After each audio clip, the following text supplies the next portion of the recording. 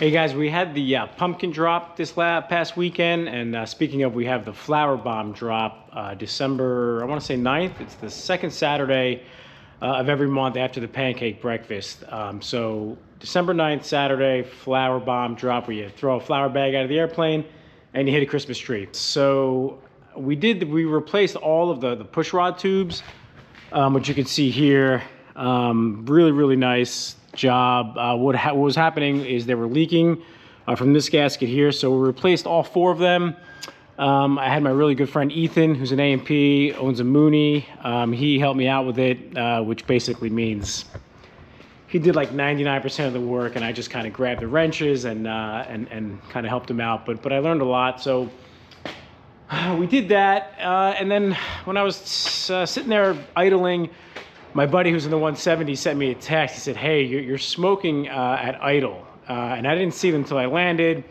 And there was a group of people there, so my one buddy, Chris, was like, hey, did you check your text messages? I'm like, no. He goes, why don't you check them? So I knew that wasn't a good sign right there. So I read the message, and you'll see in the video here, I was smoking a little bit at idle. I don't know where it's coming from. It's probably coming from the valve guides.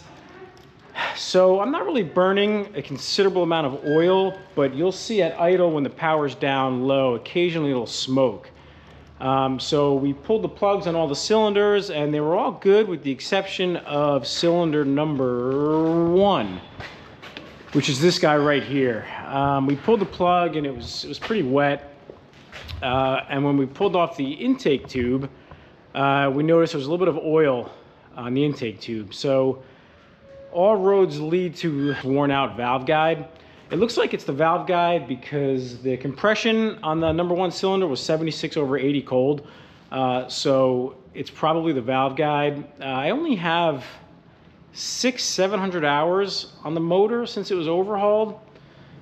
So I don't know, I think that's what's going on. I'll probably end up pulling off the cylinder in the dead of winter and sending it out to get fixed. From what I believe, and if you follow me on Instagram or watch my videos on YouTube, I don't even want to call myself a jack of all trades, master of none, because I'm not really even a jack of all trades. I have a very basic knowledge of most things. So anyway, the point being is that I think it's the valve guides, and I believe on these airplanes you can just put in, or the valve guides are stamped in there.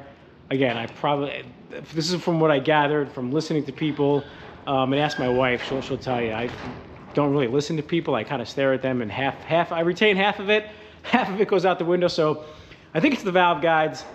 It can be replaced with pressing in a new one. I guess we'll find out. I'm going to keep flying it for now and keep an eye on the oil consumption.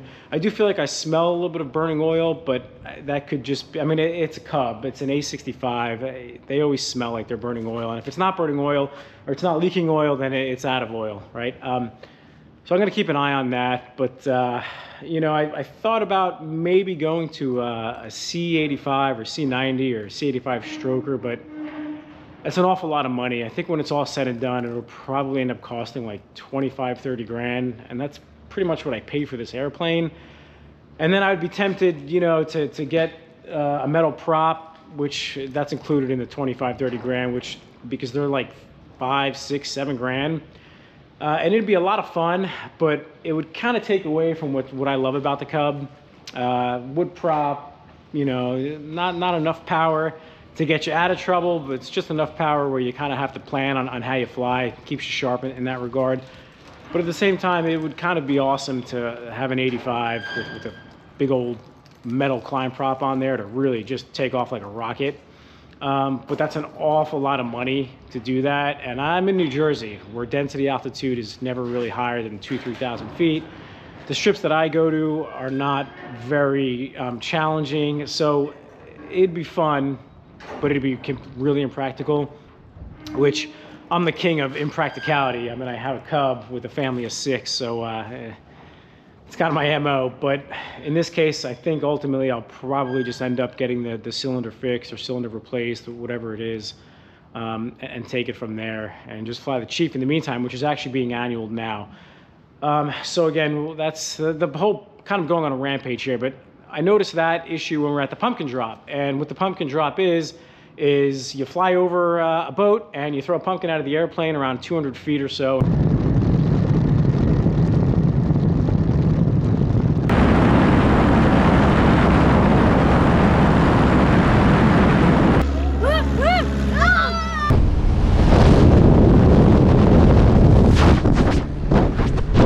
And the winner gets some free breakfast and syrup, because Andy keeps a Super Cub over there. He's got basically a maple syrup farm up there in upstate New York, and he's gracious enough to give you some syrup. So, and speaking of gracious enough, Allen's Airport, you know, if General Aviation had more people like Rick and Sharon Allen, I mean, it would be rainbows and unicorns all day long. These are the most genuine, nicest people that you can ever imagine.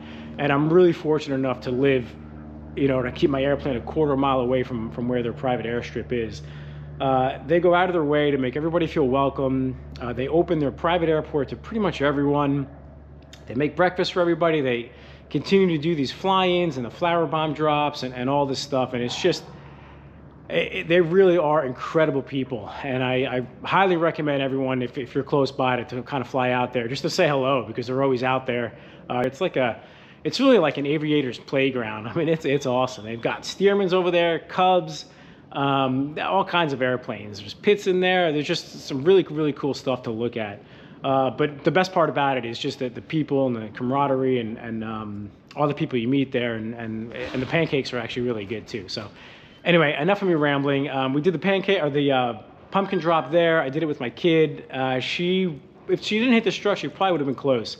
And then yesterday I went up again. I had some extra pumpkins, and I put a GoPro on the stem of a pumpkin and threw it just to kind of see what it would be like from the pumpkin's point of view.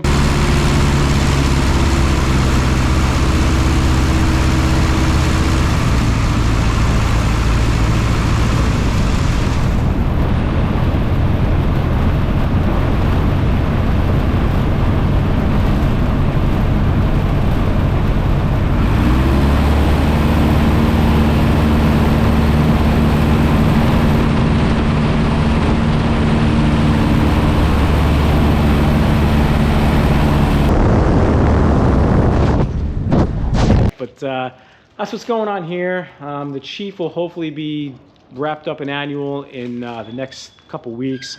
You know, Joe Floyd, he does great work. He's a busy guy, so I'm not, you know, last year I gave him a hard time about him taking a while on this airplane, and, you know, I kind of feel bad about that, but he's a good guy to have in your corner, because he knows these airplanes like the back of his hand. So hopefully that gets wrapped up soon, and I think that's pretty much it. That's what's been going around here. It's starting to get really cold out, which might be another reason too why the airplane is starting to leak, because it's very hard for me to get the engine up to temperature. Yesterday I was flying around and I couldn't get an oil temperature above 120 degrees.